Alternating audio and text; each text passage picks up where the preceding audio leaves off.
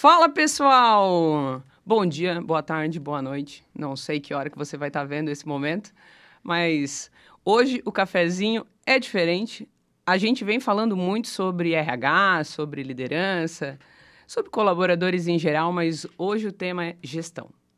E não tinha pessoa melhor para eu convidar para bater esse papo aqui comigo, Diego Baez. Seja muito bem-vindo. Muito obrigado, Dirce. Muito obrigado mesmo. É um grande prazer. O Diego eu conheci há o quê? 4 anos, né? 4 anos, quase 5 anos atrás, na minha antiga empresa que eu trabalhava, e a gente trabalhou muito, um projeto muito importante na parte de gestão. Então, não tinha pessoa que eu lembrasse mais para falar sobre esse tema. Então, eu queria, antes de mais nada, além de te agradecer por topar esse momento, mas que tu pudesse se apresentar, falar um pouquinho da sua história, da tua trajetória, como que você chegou até aqui e te conhecer um pouquinho mais pro pessoal. Tá bom. Bom, Dirce, eu comecei a trabalhar aos 14 anos no McDonald's. Férias, né, de um ano para o outro, etc e tal. Não tinha nada para fazer na rua com molecada. Falei, ninguém tem mesada, pindaíba, dá nada. O que nós vamos fazer? Vamos trabalhar. Tinha um McDonald's lá em São Bernardo, era o segundo mais movimentado do Brasil. E a gente foi trabalhar lá à noite, enfim. Fizemos tudo que todo mundo faz no McDonald's. Você faz de tudo, né? Desde lavar o chão, cortar batata, fritar hambúrguer, aprender a lidar com o público, ser caixa. E foi uma grande escola para mim, porque não sei se alguém já viu como funciona o McDonald's por dentro, né? É toda uma sequência, um supply chain perfeito, é uma linha de produção maravilhosa. Então, aquilo deu um aprendizado muito grande e me inspirou muito para o que eu queria fazer para o resto da vida. Depois disso, fiz várias coisas. Na época, eu era um dos poucos no meu bairro que sabia mexer em computador. Tinha computador, então fui ser o PCD de uma imobiliária que tinha lá dentro. PCD era o cara que sabia mexer no computador, não era o centro de processamento de dados, não era a pessoa que sabia mexer no computador, enfim. Fiz alguns biquinhos, assim, de quando era novo. Mas, a verdade, a vida mesmo começou pós-faculdade, né? Minha primeira oportunidade de estágio foi na Coopers & Lybrand. Hoje ela é a PricewaterhouseCoopers, mundialmente ela se juntou. Eu comecei na Coopers como estagiário, fiquei 2 anos como estagiário até me formar na faculdade. E depois acabei encarreirando, fiz carreira desde consultor júnior até consultor sênior, quase gerente de consultoria nas mais diversos projetos. Eu comecei em Corporate Finance, o que foi uma desgraça para mim, porque eu detestava contabilidade na faculdade. E quando eu comecei a trabalhar, fui fazer o quê? Corporate Finance. Você tinha que saber de contabilidade, não teve jeito. Então, tive que aprender contabilidade, parte financeira e tudo, mas eu fiquei pouco tempo ali. E fui muito mais para a linha de reengenharia de processos, toda a parte de reestruturação, supply chain e, finalmente, planejamento estratégico. Muito onde eu me encontrei, né? Em projetos muito grandes de planejamento estratégico. Mais ou menos no ano 2000, um pouco antes disso, a Coopers deixou de existir, porque ela se juntou com a Price. Aqui no Brasil, ela tinha se juntado com a Arthur Andersen, na verdade. Então, a gente acabou indo para a Arthur Andersen. E a Arthur Andersen tinha acabado de sair a Andersen Consulting. Tinha acabado de se separar, que hoje é Accenture. Então, a Arthur Andersen comprou a consultoria da Coopers aqui no Brasil, mas não deu muito certo. A gente acabou migrando todo mundo para a Price, depois ficou um negócio assim.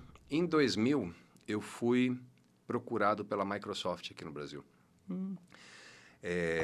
Microsoft, na época, o software era físico, tá? O software era caixinha, era DVD, CD, DVD, essas coisas, né? O pessoal mais novo não vai saber o que é isso, mas o software era físico, ele vinha num meio físico, assim. Então, ele tinha muita distribuição, tinha muito supply chain, tinha muita capacidade, tinha que fazer muito disso. Então, eu entrei para ajudar a estruturar toda essa parte de importação e distribuição aqui no Brasil, fazer os canais de distribuição funcionarem, abrir os distribuidores, o varejo, tudo isso. E fiz isso, fiquei 3 anos fazendo isso no Brasil e me convidaram para ir para os Estados Unidos fazer a mesma coisa, só que para a América Latina como um todo. Então, o que eu fiz em 3 anos aqui, como já tinha estrutura, para a América Latina, eu acabei fazendo isso tudo em 1 ano, gerenciando esse canal. E aí, o software já não estava mais sendo físico, ele estava sendo virtual, licenças, etc. e tal, e eu acabei saindo desse mundo de operações e acabei indo para o que era minha paixão mesmo, que era marketing e varejo. Mudei de área, fui para marketing de produto, aprendi a ser gerente de produto, cresci como gerente de produto, virei gerente internacional de produto e depois acabei indo para a parte comercial mesmo de varejo, onde encarreirei, fiz minha carreira até virar executivo de varejo no mundo. Atendendo algumas grandes contas ainda nos Estados Unidos, como a Walmart, a CompUSA, na verdade, quando eu estava lá, a CompUSA estava falindo, né? Estava entrando em Chapter 11 lá. eu fiz toda essa transição. Foi aí quando eu comecei a ter cabelos brancos e perder um pouco dos cabelos que eu tinha na época. Enfim, e fiz carreira até cuidar de varejo. No final de 2008, 2009, a grande crise que teve nos Estados Unidos, a bolha imobiliária, né? O mundo do varejo acabou. E eu tinha ido para os Estados Unidos com um plano de ficar 3 anos. Acabei ficando 6 anos lá. E aí eu falei, não, deixa, acabou, Microsoft a mim acabou, eu vou voltar para o Brasil. Com dor no coração, porque quando eu entrei na Microsoft, a Microsoft era aquele mundo de tecnologia, mais ou menos o que era a Google alguns anos atrás, ou a Apple, né? Aquele lugar que você queria estar, porque era... Tinha um sex appeal de estar lá, era né? aspiracional. Onde você trabalha na Microsoft? Pô, que legal a cultura. E a grande verdade é que, como qualquer grande empresa, você... no começo você realmente está dando o seu melhor. No final você já está trabalhando só para garantir o seu trabalho e não trabalhar mesmo. Você está protegendo seu emprego. Então ela tinha virado um grande Banco do Brasil, uma grande IBM, um negócio que você passava mais tempo na burocracia do que trabalhar. Eu resolvi voltar para o Brasil. E meu pai já tinha uma consultoria aqui, que hoje é a Hartman House.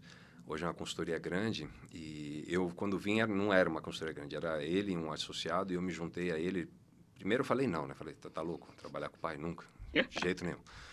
E fiquei 6 meses sabático, viajando para lá e para cá, curtindo o sol no Brasil.